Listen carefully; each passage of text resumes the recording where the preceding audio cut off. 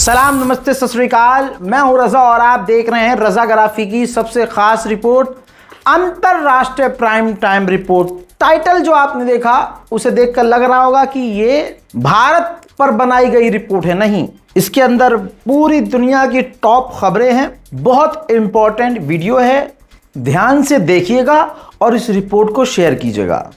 दोस्तों, जो पहली खबर है वो इतनी बड़ी है कि आपका दिमाग घूम जाएगा। लगेगी आग तो आएंगे घर कई जद में, यहां पर सिर्फ मुल्लों का मकान थोड़ी है। मैं शुरू से याद दिलाना चाहता हूं, मेरी एक दोस्त थी, नाम नहीं ले सकता, ईसाई थी। मैं यूट्यूब पर भी काम नहीं करता था, तब मैं किसी संगठन में काम कर रहा था, ऑर्गेनाइजेशन में, न्यूज प्लेटफॉर्म पर ही काम कर रहा था। तो वो बहुत अच्छी दोस्त थी। मुसलमानों पर हमले ही होते थे और होते हैं, इस बारे में हमारी जब उससे बहस हुई तो मुझे आज भी याद है, उसने कहा देखो, मुसलमानों के साथ जो हो रहा है सो हो रहा है, हमारे साथ ईसाइयों के साथ भारत में कुछ गलत नहीं हो रहा है, हम ओके हैं, हम खुश हैं। बल्कि उसने बताया कि मेरा बड़ा भाई ईसाई होने के बावजूद आरएसएस संगठन में है। तो मैं समझ गया कि फिर मानसिकता कैसी होगी। मैंने बहन को प्रणाम किया, उसके बाद से दूरी बनाई। लेकिन जाते वक्त, मुझे पता है वो वीडियो देखती है, जाते वक्त उस वक्त जब मैं बातचीत, मैंने सोच लिया था कि इनसे कम कर दूंगा, क्योंकि हक बोलने वाला इंसान मेरा दोस्त हो सकता है और जुल्म के खिलाफ अगर अपना मुंह बंद रखे तो ऐसे इंसान से भी मैं दूरी बनाना पसंद करता हूं, चाहे वो कितनी भी खूबसूरत हो। बहरहाल, तो मैंने जाते वक्त उससे कहा था कि नंबर आपका भी आएगा, चुप रहो। और यकीन कीजिए नंबर आ चुका है, आपने अब खुद देख लिया है। ईसाइयों पर हमले, जो मोदी वाले गुंडे हैं, जो मोदी जी के अंडर काम करते हैं, भाई धर्म की आड़ में पहले मुसलमानों के साथ जो हुआ उस पर तो मैं बोल ही नहीं रहा हूं। बात यह है कि जैसा मुसलमानों के साथ किया, अब वैसा ईसाइयों पर होना शुरू हो गया। ईसाइयों के गिरजा घर पर हमले, साल में बेचारों का एक त्यौहार आता है, उस त्यौहार पर भी गिरजाघरों पर हमले, घरों के अंदर घुसना, यहां तक कि जो सेंटा बनता है या जो बनते हैं सेंटा क्लॉज के कपड़े पहन के, तो आपने उनके ऊपर भी हिंदू समुदाय के द्वारा अटैक्स देखे हैं, उन पर हमले देखे हैं। हिंदू संगठनों ने भाई क्या क्या गंद मचाया है। हर किसी के त्यौहार पर वो जो करते हैं वो किसी से छुपा हुआ नहीं है, सब कुछ सोशल मीडिया प्लेटफॉर्म्स पर और न्यूज़ रिपोर्ट्स में मौजूद है। ईसाइयों पर इल्ज़ाम लगने लगा कि भाई ये कन्वर्जन करवाते हैं। मुसलमानों पर जो लगता था, ठीक जब मुसलमानों पर जुल्म होते थे तो ईसाई समुदाय चुप रहता था, मुस्कुराता था मन मन, अरे इन मुल्लों को तो कोई बात नहीं, होने दो, हम तो ओके है ना। अब ये आग उन्होंने न बुझाने का काम किया, ना आग को रोकने का काम किया। अब ये नफरत वाली आग उनके खैमे में पहुंच चुकी है। इसके पीछे सरकार है। आपको पता है सरकार किस तरह से, मोदी सरकार किस तरह से इल्ज़ाम लगाती है कि विदेशी फंडिंग है। किसी मुसलमान को पकड़ना हो, पकड़ के कह देंगे भाई विदेशी। कितने news channel, platform, YouTube, social media accounts ये कह के बंद करवाए गए कि भाई विदेश से फंडिंग आ रही है, सो हम इसको बैन कर रहे हैं। कितने सारे ह्यूमन राइट ऑर्गेनाइजेशन, यहाँ तक कि जो एमनेस्टी इंटरनेशनल, वो भी भारत के अंदर बंद कर दिया गया। सबको हल्के हल्के करके हटाया गया ताकि जो भारत के नॉन मुस्लिम लोग हैं वो यको तन्हा अकेले हो जाएं और उनके साथ जो मर्जी किया जा सके, ये मजबूत ना हो सकें। अब कुछ दिन पहले सरकार ने ईसाइयों को निशाना बनाते हुए संसद में FCRA नाम का बिल पेश किया। हालांकि वो बिल टाल दिया गया विपक्ष ने और दूसरे संगठनों ने जब भारी विरोध किया। इस बिल में क्या है? इस बिल में मोदी सरकार ने कहा है जो विदेशी फंडिंग आती है, ईसाई संगठन, ईसाई ऑर्गेनाइजेशन, ईसाई स्कूल, हॉस्पिटल, इनके नाम पर उन फंड का इस्तेमाल कन्वर्जन करने के लिए किया जाता है, धर्म परिवर्तन करने के लिए किया जाता है और ये हमारे लिए गलत है। हमें जो विदेश से चंदा आता है उस पर नज़र रखनी है, इसलिए हम ये बिल लेके आ रहे हैं।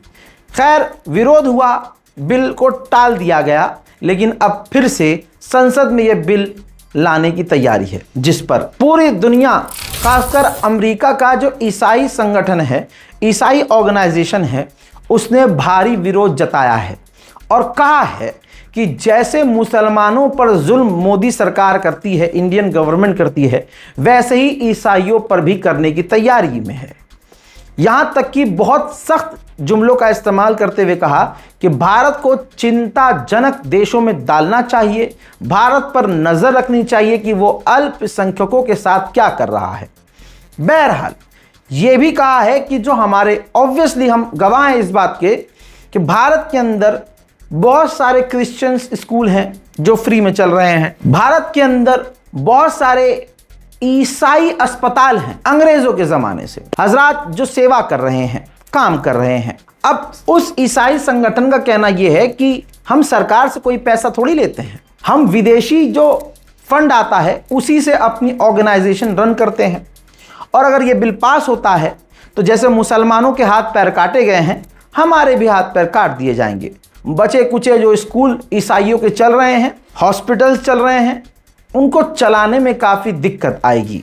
जिस तरह से मुसलमानों को दबाया गया, परेशान किया गया, वैसे ही अब मोदी सरकार ईसाइयों के साथ करने की तैयारी में है। सिर्फ अमेरिका का एक संगठन नहीं, दुनिया के जितने ईसाई संगठन हैं सब अलर्ट पर आ गए हैं। मोदी सरकार की आलोचना की है, मामला अब इंटरनेशनल बन चुका है। सवाल यह है कि मोदी सरकार और कितना डंका फड़वाएगी। पूरी दुनिया में मोदी जी का डंका फट रहा है, कई तरह के सवाल खड़े हो रहे हैं और मोदी सरकार की जो सोच है आरएसएस वाली वो सामने आ रही है और इस वजह से अमेरिका के साथ भारत के और रिश्ते खराब होने की आशंका है। उधर बांग्लादेश की सरकार ने मोदी सरकार से रिक्वेस्ट किया है, जो आपने पूर्व प्रधानमंत्री शेख हसीना को अप्रूव किया है कि आप पब्लिक में आ सकती हैं, इंडिया की सरजमीन पे खड़े होकर बयान दे सकती हैं।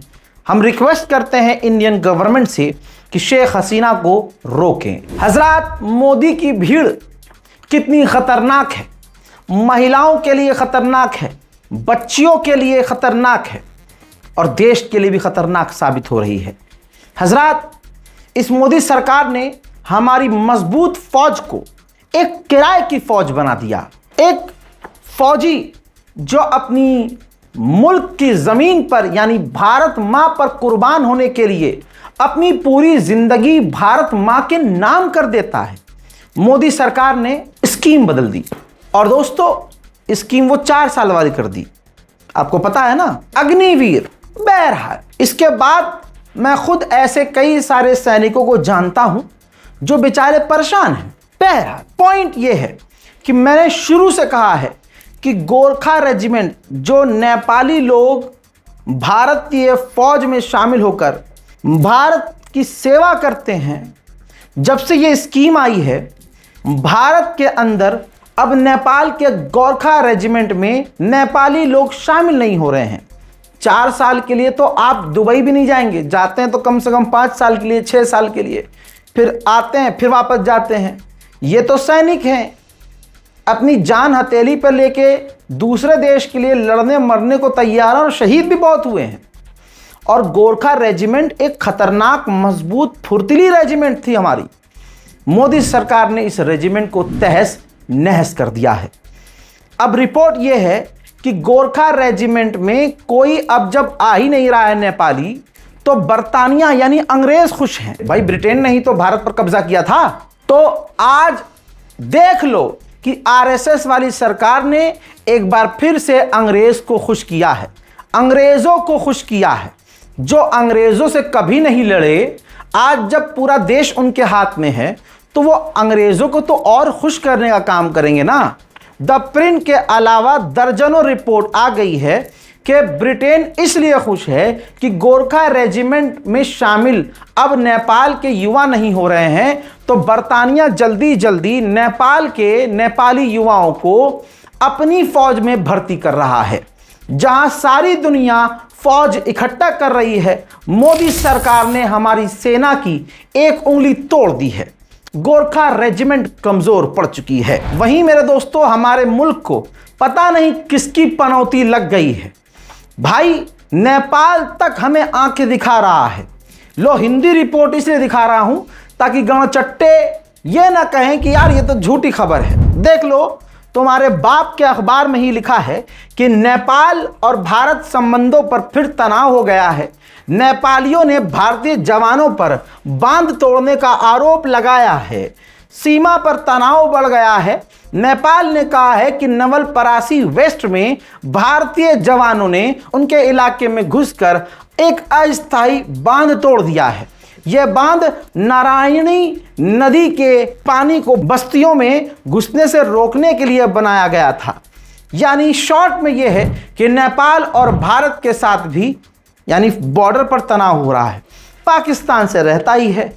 चीन के साथ हाँ, लेजर आई वाले ने क्या किया है, जिस चीन ने पाकिस्तान को ऑपरेशन सिंदूर में सपोर्ट किया, उसके लिए मोदी सरकार ने जमीनी रास्ता खोल दिया। बांग्लादेश के साथ भी बॉर्डर पर हमारा तनाव है।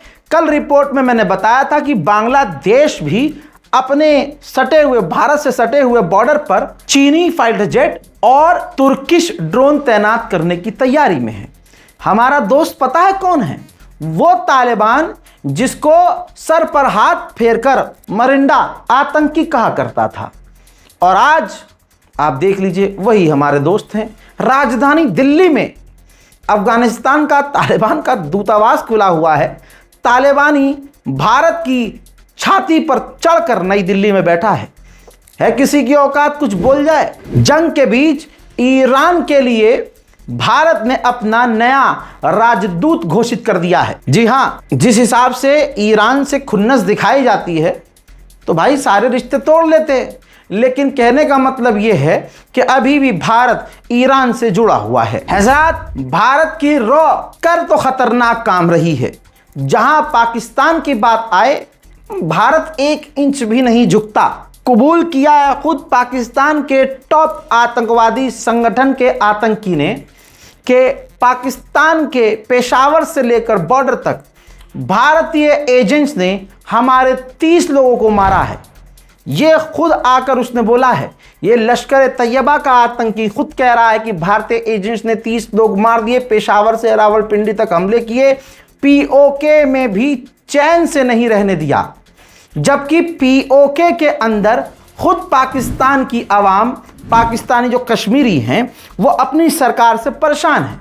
लेकिन एक बात तो इसने कबूल कर ली कि 30 आतंकवादियों को पाकिस्तान के अंदर ही घुसकर मारा है।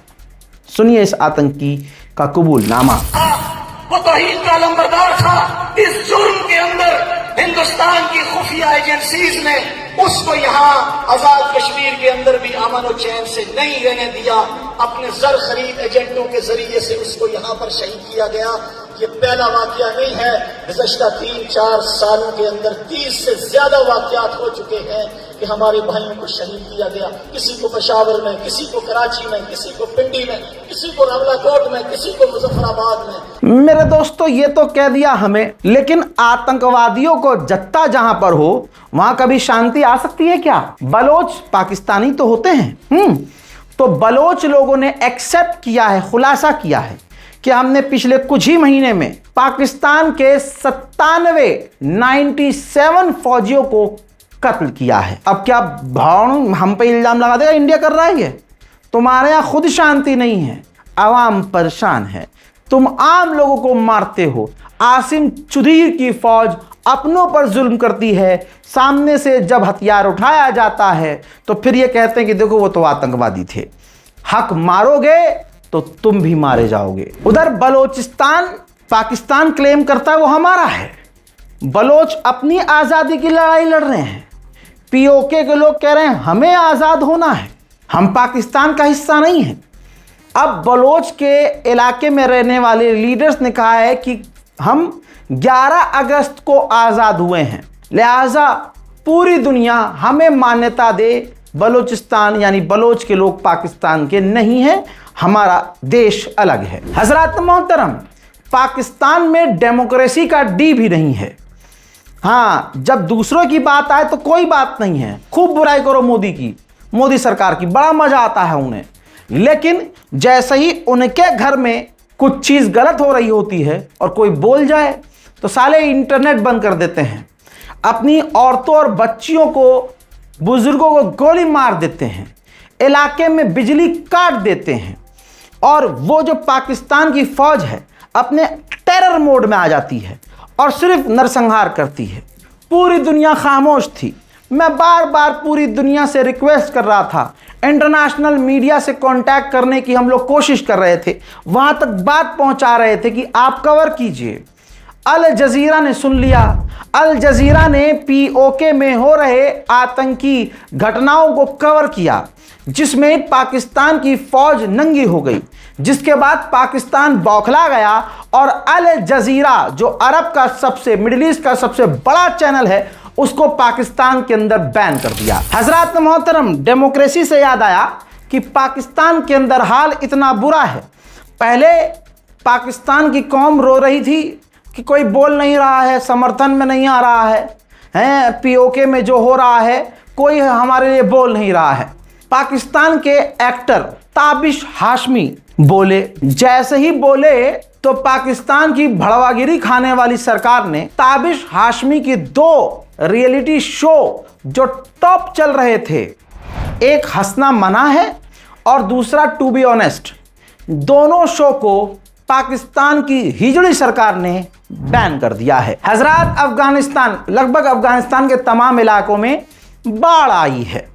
बाढ़ ऐसी आई कि लगभग 29 से 30 अफगानियों की मौत हो गई, जिसके बाद उन इलाकों में, बाढ़ वाले इलाकों में तालिबान के मिनिस्टर यानी डिप्टी प्राइम मिनिस्टर उन इलाकों में गए और अफगानियों से, पीड़ितों से मुलाकात की। ځای د افغانستان یو خاوره ده. تاسو د دې خاورې بچیان یاست. ټول افغانستان یو کور دی. دا جدایي نشته په مابین کې. نو تاسو ته یو اطمینان درکو چې کوم مشکلات مابین صاحب محترم بیان کړل، دا په تدریج باندې انشاءالله। ऐसे हालात में अफगानिस्तान को यह भी दिखा कि दिक्कत और भी ज़्यादा हो रही है जब पाकिस्तान से हमारी भिड़ंत बढ़ रही है। तब जाकर तालिबान की सरकार ने अब कह दिया है कि हम चाहते हैं कि पाकिस्तान के साथ हमारा तनाव, लड़ाई, दंगा कम हो जाए। जापान की करेंसी है येन, जैसे हमारा रुपया, अमेरिका का डॉलर और जापान का येन है। 40 सालों में जापान की करेंसी गिर चुकी है सबसे ज़्यादा। जापान अमेरिका को सपोर्ट करता है, ट्रंप को सपोर्ट करता है। मिडिल ईस्ट वॉर की वजह से जापान बहुत ज़्यादा इफेक्ट हुआ है। 40 सालों में उसकी करेंसी इतना गिर चुकी है जितना कभी नहीं गिरी। ट्रंप ने पहली बार कोई अच्छा काम किया होगा और ट्रंप ने कहा कि हम आपकी करेंसी को गिरने से बचाएंगे और हम येन करेंसी भी अब एक्सेप्ट करना शुरू करेंगे।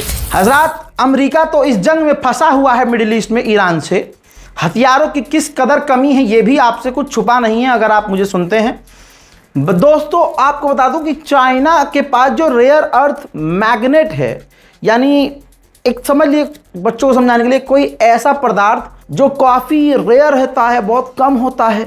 अमेरिका को हथियार बनाने के लिए चाइना का वो रेयर अर्थ मैग्नेट चाहिए, जिसकी कमी हो रही है।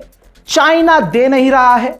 अमेरिका दूसरे देशों से कांटेक्ट कर रहा है कि हमें ये चीज़ें मिलें, लेकिन वो मिल नहीं पा रही हैं, जिस वजह से अमेरिका के हथियार के प्रोडक्शन में कमी आ रही है। हजरात मोहतरम, कहते हैं ना, ऊपर वाले की लाठी में आवाज़ नहीं होती।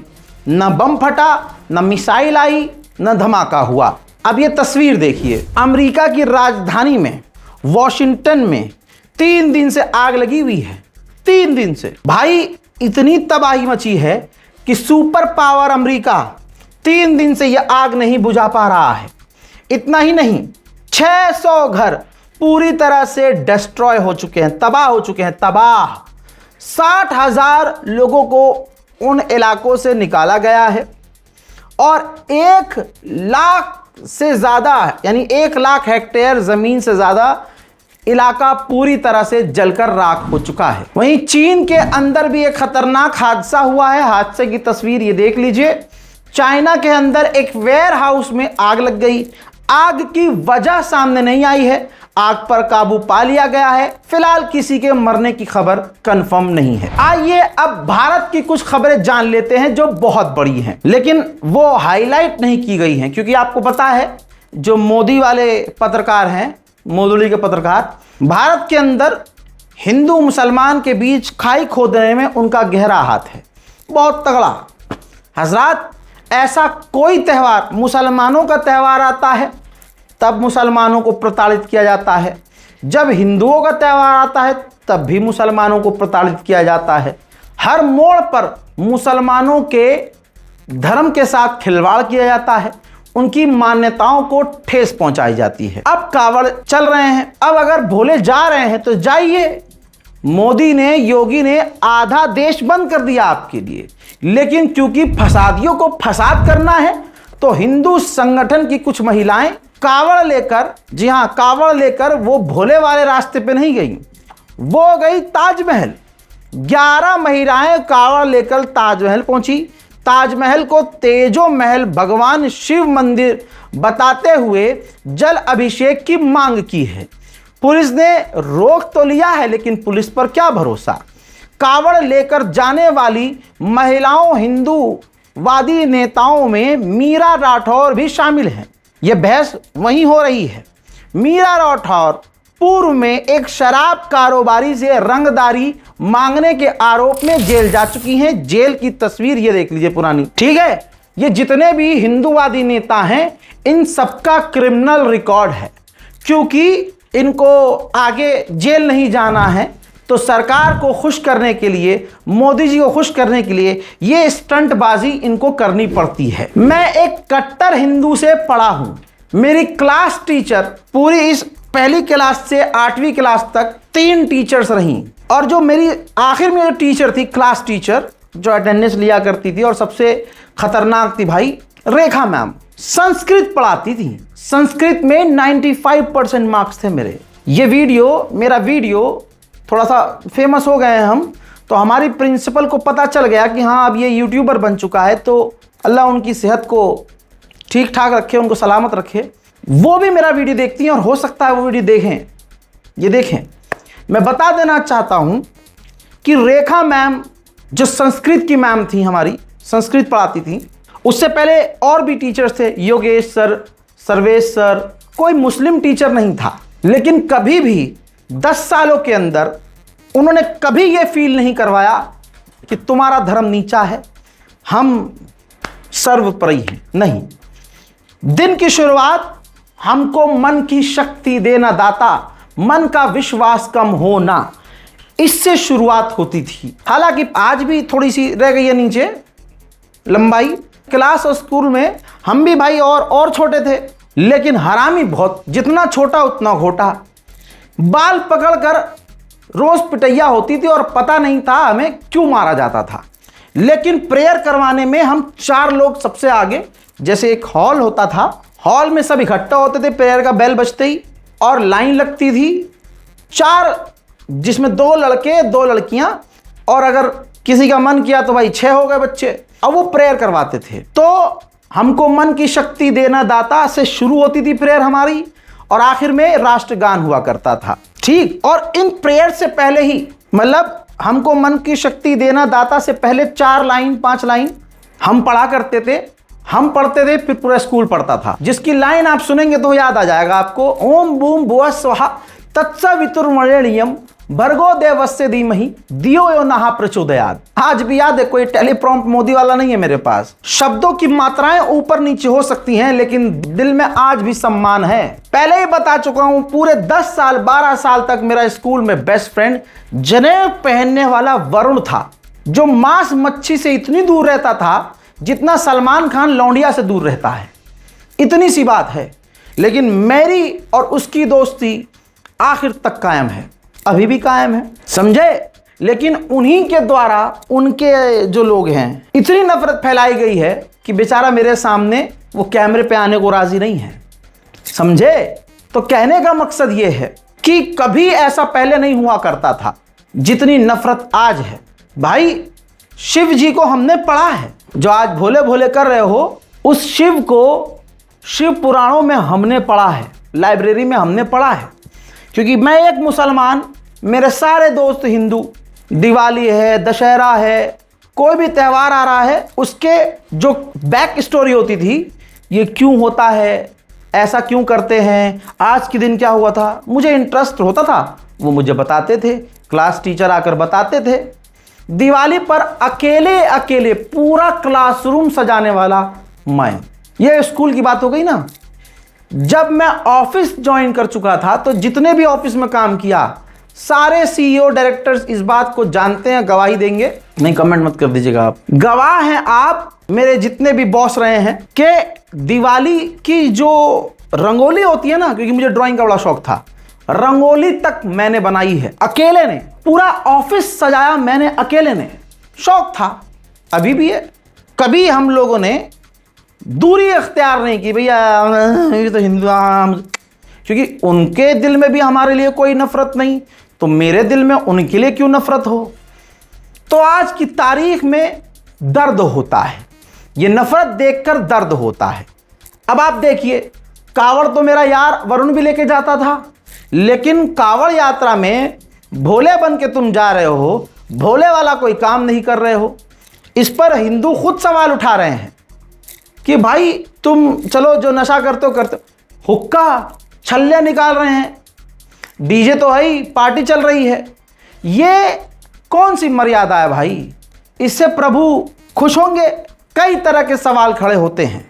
ये धर्म वाली बात नहीं है, बात यह है कि आप अपने धर्म को दुनिया को क्या दिखा रहे हो कि कैसा धर्म है, सवाल आप खुद खड़े करवा रहे हो। आगे बढ़ने से पहले एक कीड़े का वीडियो आया है। जयपुर गया था यूजीसी के विरोध में और मोदी के खिलाफ नारे लगा रहा था। अभी कुछ दिन पहले सीजेपी प्रदर्शन में जो छात्र सड़कों पर आए थे तो ये उनको मारने की बात कर रहा था, मोदी को सपोर्ट कर रहा था और मोदी जी का नाम लेके धमकियां दे रहा था, बच्चियों को, लड़कियों को, बच्चों को, लड़कों को धमकी। जयपुर गया यूजीसी के विरोध में, वहां नारे लगा रहा था मोदी जी के खिलाफ, विरोध कर रहा था मोदी का। पुलिस ने जैसे ही लठ बरसाना शुरू किए, सबसे पहले ये भाग गया। Roll back, roll back, roll back. Modi ji की तानाशाही नहीं चलेगी, नहीं चलेगी। मोदी जी की तानाशाही नहीं चलेगी, नहीं चलेगी। वहीं मेरे बाजू में एक और तस्वीर है। कावड़ के लिए क्या किया है कावड़, मतलब मोदी और योगी, भाई योगी तो दिमाग भाई, कई जगह थानों का नाम बदल दिया गया है, कावड़ थाना ऐसा करके। आप उत्तर प्रदेश से तस्वीरें आ गई होंगी आपके सामने। कई जगह पुलिस वालों को वर्दी उतार के उनकी कावड़ियों के, भोले के भेष में तैनात किया गया। बेतुकी है चीजें, सारी बातें। उसके बाद कुछ हादसा हुआ, ये बात मेरठ की है, उसी घटना का ये वीडियो है जो मैं थोड़ा सेंसर कर रहा हूं। कावड़ियों ने पुलिस को कॉल किया, पुलिस हमारे देश में कहां टाइम पे आती है, लेकिन गनीमत ये रही आ गई। जो पुलिस वाले आए वो सादी वर्दी में थे। सादी वर्दी में तो जंतर मंतर में भी गए थे, लेकिन जंतर मंतर पे सादी वर्दी वालों के ऊपर छात्रों ने हमला नहीं किया था। यहां जो सादी वर्दी में पुलिस आई तो लेट आई। इस बात पे गुस्सा होकर भोले ने पुलिस वालों को ही भर्ता बना दिया। यह घटना का वीडियो है, आगे सफाई आएगी पुलिस की तो मैं आपको वो सुना दूंगा, दिखा दूंगा। संस्कार की बात होती है और मुझे हिंदू समाज में, हिंदू धर्म में संस्कार क्या होता है मैं अच्छे से जानता हूं। वजह आपको पता है मैं क्यों जानता हूं। यह संस्कार है। मुसलमान 2 रकत नमाज नहीं पढ़ता, मुसलमानों को तो किनारे कर दो। अब तो बात ईसाइयों पर आ चुकी है, वो अपने घर के अंदर प्रार्थना करते हैं तो एक भीड़ पहुंच जाती है, एक धार्मिक नारा लगाते हुए, वो भीड़ यही होती है। अब अलग अलग तरह के दावे किए जा रहे हैं, लेकिन क्या ये देखने में आपको भक्त लग रहे हैं? क्या ये संस्कारी नजर आ रहे हैं? ये सवाल है, जो करना है आप तो कर ही रहे हैं। ये हर साल का मामला है। क्या पहले कावड़ नहीं जाया करते थे? क्या पहले भोले नहीं जाते थे? ये 2014 के बाद से ये अचानक से कोई धार्मिक प्रोग्राम हिंसक कैसे हो जाता है? भोले नाम में ही शांति है, भोले नाम में ही प्रेम है। भोले अगर एक खड़ा हो तो 50,000 की भीड़ जो किसी पर हमला करने आए, भोले वो होता है जो अकेला उन्हें रोक ले, अपने संवाद से, अपने बातों से और बल से भी। अपने बल का प्रयोग मासूमों को बचाने के लिए करता है, उसे कहते हैं भोले। क्योंकि भोले सिर्फ तुम्हारे नहीं हैं, तुम ही कहते हो ना, पंडित जी खुद ही कहते हैं भोले तो भाई पूरे संसार के हैं। तो आप देखिए कि लखनऊ में क्या हुआ। हालांकि वहां के हिंदुओं ने भी कड़ा विरोध किया। कुछ हुआ होगा, स्कूल की वैन थी, बच्चियां और बच्चे उस पे बैठे थे। भाई कावड़ियों ने उस गाड़ी के ऊपर हमला कर दिया, चाहे उसकी टक्कर हुई हो, कुछ भी हुआ, लेकिन भाई गाड़ी के अंदर बच्चे हैं मासूम, उनके ऊपर हमला कर दिया, शीशे तोड़ डाले गए, बड़ा हादसा हो सकता था। माता पिता रो रहे हैं, हिंदू ही विरोध कर रहे हैं कि भाई हम भी तो हिंदू हैं, ये काम हम तो नहीं करते। ये क्या हो गया है देश को? देखिए ये इतने छोटे छोटे बच्चे इस गाड़ी के अंदर बैठे हुए थे, जिसपे यहाँ पे उन्होंने पत्थर से वो किया है, और आप देख सकते हैं यहाँ पे बच्चों के चोट तक के भी आई है, शीशा अंदर टूटा हुआ है। स्कूल जा रहे थे बच्चे, हल्का सा गाड़ी से उनका वो चोट भी लगा। उसके बाद उन्हीं ने यहाँ पे इस पे गाड़ी में पथराव कर दिया, और ये भी नहीं देख रहे थे कि इसमें बच्चे बैठे हुए हैं। ये गाड़ी नंबर भी दिखाना चाहूँगा आपको। ये चरक चौराहे की बात है, चरक चौराहा मेन चौराहा है, आप देख सकते हैं, यहीं की घटना है। और ये बताइए, ये हादसा आपके सामने हुआ, क्या कर रहे थे वो लोग? गाड़ियाँ ले लेके दौड़े हैं और गालियाँ बक रहे थे, गालियाँ बकते हुए गए हैं।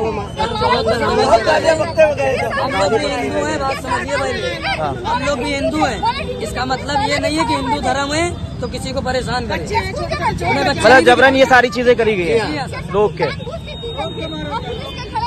आपका क्या नाम है? जरीन। आपका क्या नाम है? मोहित कश्यप। जी हाँ। फिलहाल के अंतरराष्ट्रीय प्राइम टाइम रिपोर्ट में इतना ही।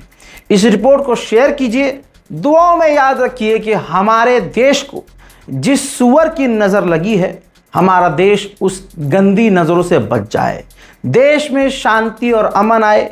कम से कम मैं मरने से पहले हिंदू मुसलमान में प्यार और एकता देखना चाहता हूँ, यही मेरा ख्वाब है। एक ख्वाब और है, वो बयान करते ही मोदी जी जेल में डलवा देंगे, इसलिए वो दिल की बात, मन की बात मैं मन में ही रखना ज़्यादा बेहतर समझूंगा। इस रिपोर्ट को शेयर कीजिए, दुआओं में याद रखिए। जय हिंद व सलाम।